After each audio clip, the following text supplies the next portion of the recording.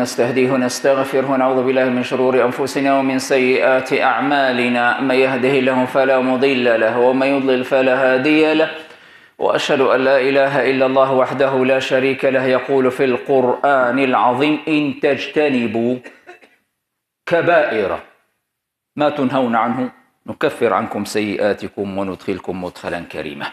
وأشهد أن سيدنا ونبينا وعظيمنا وقائدنا محمدا رسول الله. سأله عبد الله بن مسعود: يا رسول الله، أي الذنب أعظم؟ أي الذنب أعظم؟ قال: أن تجعل لله ندا وهو خلقك. قال: إن ذلك لعظيم. كلام ابن مسعود. قلت: ثم أي يا رسول الله؟ قال: أن تقتل ولدك خشية أن يطعم معك. تقتل ابنك عشان ما ينفسك فيه أو يأكل معك. قلت: ثم أي؟ قال: أن تزاني حليلة جارك. متفق عليه وصدق رسول الله. اللهم إنا نشهد أنه أدى الأمانة وبلغ الرسالة ونصح الأمة حتى تركها على المحجة البيضاء ليلها كنهارها لا يزيغ عنها إلا ظالم. اللهم صل وسلم وبارك عليه وعلى آله وصحبه ومن سار على خطاه إلى يوم الدين. خير وصية نوصيكم بها تقوى الله، فإن من اتقاه وقاه ومن شكره زاده. قال عز من قائل: يا أيها الذين آمنوا اتقوا الله حق تقاته ولا تموتن إلا وأنتم مسلمون. وبعد، أيها الإخوة والأخوات الأفاضل، تكلمنا في جمعة سابقة عن المحرمات في الإسلام. ما هي المحرمات في الإسلام؟ اليوم حديثنا حول المنهيات. ما هي النواهي في القرآن الكريم؟ وما هو الفرق بين المحرمات وبين النواهي؟ وما هي كبائر الذنوب؟ إن تجتنبوا كبائر ما تنهون عنه. يعني إيش هي الكبائر التي يعني إن ابتعدنا عنها لنا المغفرة؟ حديثنا بإذن الله سيدور حول هذا الموضوع. للأمانة العلمية تكلمنا في جمعة سابقة عن المحرمات وذكرنا أظن 23 محرما. للأمانة العلمية اكتشفت بعد خطبة الجمعة السابقة أن هناك أمرين اثنين لم أذكرهما من المحرمات. قلنا بأن عدد المحرمات 23. للأمانة العلمية ومقتضى البحث العلمي يقتضي أن نذكر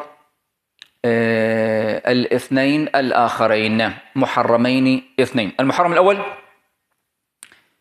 هو أن نرث النساء. أن نرث النساء. يعني إيش نرث النساء؟ في الجاهلية كان إذا مات الرجل وعنده مثلا أكثر من زوجة، فكان يقوم ابنه الأكبر أو أي واحد من عائلته ويضع ثوبا على زوجة المتوفى، فتصبح ملكه المطلق، يفعل بها ما يشاء، بيتزوجها، بيبيعها، بيشتريها، بيستعبدها، يفعل ما يشاء. فكان هذا من ضمن العادات الموجودة في الجاهلية. فجاء القرآن الكريم قائلا: يا أيها الذين آمنوا لا يحل لكم أن ترثوا النساء كرها. لا يحل لكم، يعني هذه المرأة لها حق، لها شخصية. كان في الجاهلية خلاص متاع، كأنها متاع. فجاء الإسلام وقال: لا يحل لكم، أي حرام عليكم، لا يحل لكم أن ترثوا النساء كرها. إذن هذا المحرم الأول الذي لم أذكره. المحرم الأخير وهو حرام أيضا على المرأة المطلقة الحامل أن تكتم ما في بطنها. يعني طلقها زوجها وهي حامل، فربما يحملها البغضاء وتحملها الشحناء على عدم ذكر الحقيقة، فالقرآن الكريم حرم عليها أن تكتم. ولا يحل لهن أن يكتمن ما خلق الله في أرحامهن. يعني حرام أن تكتمي ما خلق الله في رحمك. وبالتالي تقريبا المحرمات عندنا 25. طيب، الآن ما هو الفرق بين المحرم وبين المنهي عنه؟ ركزوا معي الله يجزاكم خير، لأن للأسف تربينا على الخلط في الأمور. القرآن الكريم كلام الله الواضح الدقيق جدا. المحرمات هي كما قلنا هي شيء ثابت تحريمه من الله تبارك وتعالى، شامل لكل زمان ومكان إلى قيام الساعة. فالشرك من المحرمات، لا يجوز أن نشرك بالله، لا بشكل تبعيضي جزئي ولا بشكل كلي. لا الآن ولا إلى قيام الساعة، لا في إيطاليا هنا ولا في المريخ. الشرك من المحرمات الثابتة المطلقة التي لا تجوز في حال من الأحوال. قتل النفس من المحرمات، لا يجوز أن نعتدي على النفس البشرية لا هنا ولا في مكان آخر، ولا يجوز أن نبضع يعني نجزئ هذا الحكم، يعني نقطع شوية من البني آدم، هذا معصوم. المحرمات ثابتة شاملة لكل زمان ومكان، وهي من الله تبارك وتعالى فقط. الله هو الذي قال هذه الأشياء محرمة، وأنتم إياكم أن تقولوا بأن هذا شيء محرم فهو من المحرمات إن قلت ذلك. ولا تقولوا لما تصف ألسنتكم الكذب هذا حلال وهذا حرام لتفتروا على الله الكذب. تخصص إله. طيب الآن النواهي، يعني الله بيقول لما بيقول لا، والنواهي هي التي تأتي بعد لا الناهية، وعددها 250 في القرآن الكريم. إذن المحرمات 25، النواهي 250. طيب ما الفرق بينهما؟ المحرم محرم كليا أو جزئيا، أما النواهي يا أخوان فتجوز في بعض أجزائها ولا تجوز في الجزء الآخر، أو في بعض جوانبها تجوز وفي جانب آخر لا تجوز. وللأسف الكثير من الناس والكثير من المشايخ خلط الأمور على بعضها، فاعتبر كل ناهي أنه محرم، ما بعد لا الناهي يقول لك دليل التحريم. لا، لأن التحريم لا يمكن أن نفعله، بينما النواهي كما سنذكر يحل لك أن تفعل بعضها أو في جانب منها. طيب الله سبحانه وتعالى قال ولا تجسسوا ولا يغتب بعضكم بعضا. ما حكم الغيبة؟ حرام؟ لا. ما حكم التجسس؟ حرام؟ لا، لأن التجسس يجوز في بعض صوره والغيبة تجوز في بعض صورها، وهكذا. هذا منهي عنه وليس حراما. الحرام هو الذي لا يجوز بحال من الأحوال. طيب أنا كدولة عادلة هل يجوز لي أن أرسل الجواسيس على الدول المعادية لي ولا لا؟ طبعا يجوز. أما الدولة هذه مغفلة.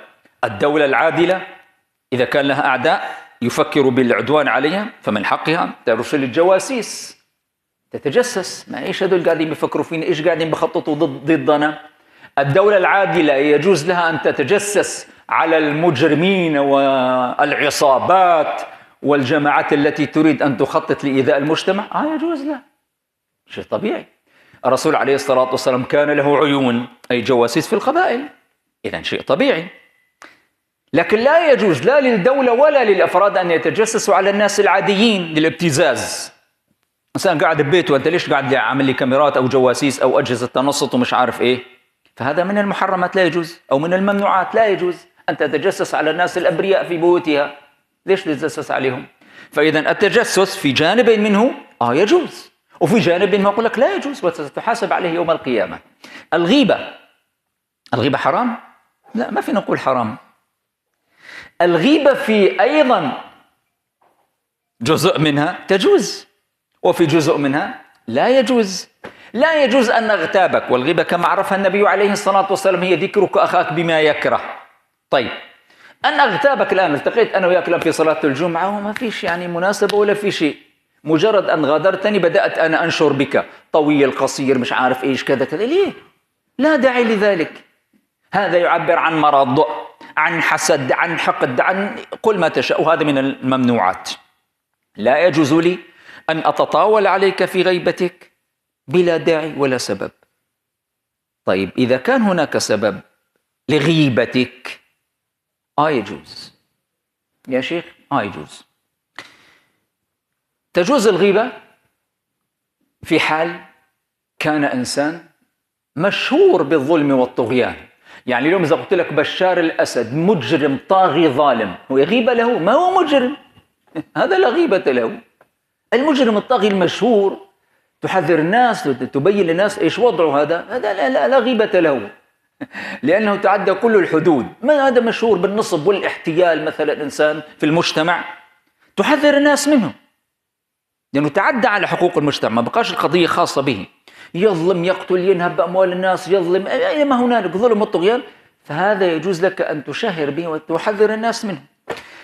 كذلك تجوز الغيبة في بيان الاستشارة. خطبت ابنة إنسان، أخت إنسان، تريد أن تشارك إنسانا ما، فجاءني هذا الإنسان وقال لي يا شيخ فلان هذا صاحبك، أيوة، هو خطب ابنتي أو يريد أن يتزوج أختي، أو بيني وبينهم مصلحة بأن نريد نعمل شراكة مالية، فماذا تعرف عنه؟ لابد أن تقول الحقيقة. انتبه معي، ما واحد يجي يقول لي غيبة وما لا لا لا لا لا لا لا، هذه مش غيبة. إذا الآن في حديث عن الرسول عليه الصلاة والسلام المستشار مستأمن، والآن لابد من التوضيح، وإلا الناس تأكل بعضها. لابد من تحذير. الإنسان الجيد جيد، الإنسان السيء والله يا أخي خذ بالك، هذا إنسان لا يستحق لا أن تزوجه ولا أن تتشارك معه، ذمته فاضية كما يقال وواسعة. أحذرك، أنا أنصحك يا أخي، هذا وضعه كذا، بس هذا الكلام هو يكرهه وهذا غيبة. لا لا لا، هنا في مقام الاستشارة تجوز الغيبة. جاء في الصحيح أن فاطمة بنت قيس رضي الله عنها جاءت النبي عليه الصلاة والسلام تستشيره: يا رسول الله، خطبني معاوية بن أبي سفيان وخطبني أبو الجهم، رجل يسمى أبو الجهم، اثنين خطبوني، فمن تنصحني؟ الآن هي تسأل الرسول عليه الصلاة والسلام عن معاوية وعن أبي الجهم، اثنين خطبوها في خطبة، في زواج، وفي يعني شيء سيحصل. قال أيوة، أما معاوية فصعلوك، صعلوك لا مال له. هذا أصح حديث في فضائل معاوية، رجل صعلوك. صعلوك إنسان مشرد، إنسان يعني ما لا قيمة له، يعني المهم صعلوك، كلمة صعلوك، لا مال، ما عندوش فلوس، هذا فقير، وين راح أنت ضيع وقتك معه هذا. وأما أبو الجهم فضراب النساء، هذا رجل ما عندوش رحمة، دائما حامل عصاية وطخ طخ طخ. لا تتزوجي لا معاوية ولا تتزوجي أبا الجهم. وما تتزوج مين؟ قال عليك بأسامة بن زيد. طيب، هي سألت الرسول عليه الصلاة والسلام أنه اثنين خطبوني، فالرسول عليه الصلاة والسلام تكلم بالحقيقة بما فيهما. أليست غيبة؟ طبعا غيبة، ولكنها في الجانب الذي يجوز، في الجانب الجائز. وإلا فإن الرسول عليه الصلاة والسلام اغتابهم. هم طبعا معاوية ولا أبو الجهم ما يحبوش تقول عنه لمعاوية الصعلوك. وعلى فكرة هذا الحديث أتباع معاوية اللي بحبوا معاوية ما بيذكروا هذا الحديث. هذا الحديث أصح حديث ورد في فضائل معاوية، أنه الصعلوك لا مال له، والحديث الثاني لا أشبع الله بطنه. هذه أصح الأحاديث وردت به. المهم، فقال معاوية الصعلوك لا مال له، هذاك الرجل بيضرب النساء، ما تتزوجي لا هذا ولا هذا، روح تزوجي واحد ثالث. فإذا هنا الرسول عليه الصلاة والسلام اغتاب معاوية واغتاب أبا الجهم، ولكنها الغيبة الجائزة. وكذلك اليوم عندما تأتيني تستشيرني في أحد من الناس، سواء في زواج، في مشاركة، في علاقة فيما بينك، يؤجرك، يعني واحد ما بيدفع أجار السكن ويجي يقول لك أنا هستأجر منك سكن، تيجي تقول يا شيخ هذا يستأجر سكن، يقول لك خذ بالك هذا عمره ما بيدفع الأجار وبيعمل لك مشاكل. فلا بد من التحذير. إذن هذا أنا ضربت مثال للتوضيح بين المحرم وبين المنهي عنه. المنهي عنه يجوز لك أن تفعله في جانب من الجوانب، سواء كان تجسس، سواء كان في غيبة، سواء في بقية المنهي عنه اللي هي عددها 250. أما المحرم فهو شيء ثابت إلى قيام الساعة، لا يجوز لنا أن نفعله بحال من الأحوال. أرجو أن يكون الكلام واضح، لأن هناك أغلب الناس عنده خلط بين الأمور. لا، القرآن الكريم واضح جدا، القرآن الكريم واضح جدا. لأنه دائما أنه أنت ليش تقول فقط المحرمات 25 وعندنا كثير نواهي؟ يا أخي افهم، النواهي ليست دائما ممنوعة، قد تأتي المنهي عنه في جانب من الجوانب. أما المحرمات فهي التي لا تجوز في حال من الأحوال. جميل. الآن القرآن الكريم لفت الانتباه إلى قضية أخرى، وهي قال إن تجتنبوا كبائر ما تنهون عنه نكفر عنكم سيئاتكم. إيش هي الكبائر؟ كبائر ما تنهون عنه، يعني المنهيات كما ليست على درجة واحدة. فما هي هذه الكبائر، الأشياء التي ننهى عنها والمطلوب منا أن نبتعد عنها؟ البعض سماها الكبائر لكن خلط صغار الأمور مع كبارها، أو خلط معها المحرمات والمنهي عنه. طيب ما هي كبائر المنهي عنه؟ إن تجتنبوا كبائر ما تنهون عنه نكفر عنكم سيئاتكم. جميل. نلاحظ في القرآن الكريم إخواني خواتي هناك تقاطع وتداخل بين المحرمات والمنهيات. يعني كيف؟ نلاحظ أن حديث المنهي عنه يتقاطع مع المحرمات. بمعنى آخر، الله حرم 25 حاجة، 25 قضية في القرآن الكريم جاءت بصيغة التحريم، لكنها هي نفسها جاءت أيضا بصيغة النهي للتأكيد على الحرمة. أرجو أن يكون الفكر واضح. يعني ما هو إن تجتنبوا كبائر ما تنهون عنه؟ ما هو رب العالمين حرم علينا الأشياء التي ذكرناها في جمعة سابقة، المحرمات بصيغة التحريم، نفسها جاءت وتكررت بصيغ أخرى بصيغة النهي. لا يعني ابتعد عن هذا، لا تفعل هذا، وهي نفسها من المحرمات. مثال ذلك رب العالمين قال: قل تعالوا أتل ما حرم ربكم عليكم ألا تشركوا به شيئا. يعني الشرك من المحرمات، جميل، لكنها أيضا جاءت بصيغة النهي. فمن كان يرجو لقاء ربه فليعمل عملا صالحا ولا يشرك بعبادة ربه أحدا. فالشرك بالله من المحرمات ومن المنهي عنه، من المحرمات ومن المنهي عنه. قتل النفس من المحرمات ومن المنهي عنه. الزنا من المحرمات ومن المنهي عنه. والذين لا يدعون مع الله إلها آخر ولا يقتلون النفس التي حرم الله إلا بالحق ولا يزنون وما يفعل ذلك يلقى أثام إلى آخره. إذن كبار الذنوب والآثام والكبائر هي المحرمات الأساسية التي جاءت بصيغتين في القرآن العظيم، صيغة التحريم وصيغة المنهي عنه. أرجو أن يكون الكلام واضح، ما يقول واحد في حاجة أخرى، لا، هذه التي تقاطعت فيما بينها، ورب العالمين ذكرنا ونبهنا بها: إن تجتنبوا كبائر ما تنهون عنه نكفر عنكم سيئاتكم وندخلكم مدخلا كريما. إذا باختصار إخواني الأفاضل، المحرمات هي الأشياء الثابتة التي لا يمكن أن تتغير ولا تتبدل. المنهي عنها في القرآن الكريم وعددهم 250 منهي عنه. هذه المنهيات يمكن في جوانب، دائما كل واحدة فيها جانبين، جانب يجوز وجانب منها لا يجوز. علينا أن نتقي الله سبحانه وتعالى في الجانب الذي لا يجوز لنا أن نفعله. طيب، كبائر الذنوب إن تجتنبوا كبائر ما تنهون عنه هي التي تقاطعت المحرمات مع المنهيات، التقت مع بعضها، فهذه هي الكبائر التي علينا أن نتجنبها وأن نبتعد منها. والله سبحانه وتعالى وعد الذين يجتنبون هذه الكبائر يا أخوان أو كبائر الذنوب بالرحمة والمغفرة. أنا باختصار أعيد هذه المحرمات الأساسية التي علينا أن نقف ونبتعد عنها يا أخوان. ولماذا دائما نذكر بها؟ لأن أغلب المسلمين اختلط عنده الحابل بالنابل، تركيزه ذهب يمينا وشمالا. أنا أقول لك هذه التي ستحاسب عنها يوم القيامة بكتاب الله سبحانه وتعالى. أما ما يحرمه المشايخ أو تحرمه السلطة فهذا من تلاعب الناس أو تلاعب المشايخ بدين الله سبحانه وتعالى. اليوم يحلون وغدا يحرمون أو العكس هو الصحيح. أما المحرمات في كتاب الله فهي ثابتة إلى قيام الساعة، وهي التي سنسأل عنها يوم القيامة. الشرك بالله بشكل جزئي أو بشكل مطلق هو من المحرمات. عقوق الوالدين من المحرمات. قتل الأبناء خشية أن يطعم معك من المحرمات. الفواحش ما ظهر منها وما بطن، هي العلاقات الجنسية خارج نطاق الزواج من المحرمات. قتل النفس البريئة من المحرمات. أكل مال اليتيم بالباطل من المحرمات. التلاعب بالميزان والمكيلات، وقلنا هذا للأسف اليوم تجار المسلمين 80-90% منهم غارق به، ومن المحرمات. هو مملتهي بلحيته ومملتهي بجلابيته بيعمل عمره كل يوم، ولكنه عند الميزان يقع به. لا، هذا من المحرمات حبيبي. وأوفوا الكيل والميزان بالقسط والسماء رفعها ووضع الميزان. يا إله، من المحرمات.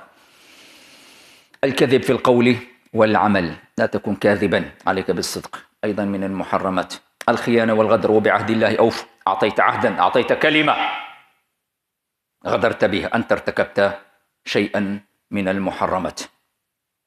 الإثم، الظلم، البغي، التقول على الله بغير علم. أنا رأيي كذا ويمكن هاي حلال وهي حرام، خذ بالك، اتق الله، كلمة حرام ما تجيب على لسانك. إياك وأن تقولوا إنما حرم ربي الفواحش ما ظهر منها وما بطن والإثم والبغي بغير الحق وأن تشركوا بالله ما لم ينزل به سلطان وأن تقولوا على الله ما لا تعلمون. والله أنا رأيي يعني هذه حرام. مين أنت ومين رأيك أنت؟ وأن تقولوا على الله، تتقول على الله. إياك أن تتقول على الله، فإن تقولت على الله أنت ارتكبت المحرم. الربا، أحل الله البيع وحرم الربا. الزنا سبحان الله تداخل مرتين بالفواحش والزنا، الزانية لا ينكح إلا زنا وحرم ذلك على المؤمنين. الميتة حرمت عليكم الميتة، وهذا الموضوع مؤلم جدا ولعلنا يعني نتدرسه في جمعة لاحقا، لأن قضية الميتة نحن نتهاون بها كثيرا. وهل ما نأكله من لحوم هي بالفعل يعني مذبوحة حلال ولا ميتة؟ لأنه بنص القرآن من المحرمات الميتة حرام عليك بتفاصيلها، المنخنقة الموقوذة المتردية. هل ما نأكله اليوم من اللحوم مكتوب عليها حلال؟ طلعوا لي من جوجل وكتبوا لي حلال، هل هي حلال؟ يعني هذا موضوع الأمانة ينبغي أن يؤخذ أو أن يأخذ حقه من البحث والاهتمام بالنسبة لنا كجالية إسلامية. الله حرم علينا الميتة بشكل جزئي وبشكل كلي. الدم المسفوح، لحم الخنزير متفق عليه، القمار، وكل شيء في لعب ولف ودوران وميسر ومش عارف إيش أيضا من المحرمات. زواج المحارم، حرمت عليكم أمهاتكم زواج المحارم. الخمر، إخراج الناس من بيوتها ظلما وعدوانا، صيد البر للمحرم، كما ذكرنا أن نرث النساء كرها، لا يحل لكم أن ترثوا النساء كرها، وكذلك لا يحل للمرأة المطلقة أن تكتم ما في بطن هذه المحرمات.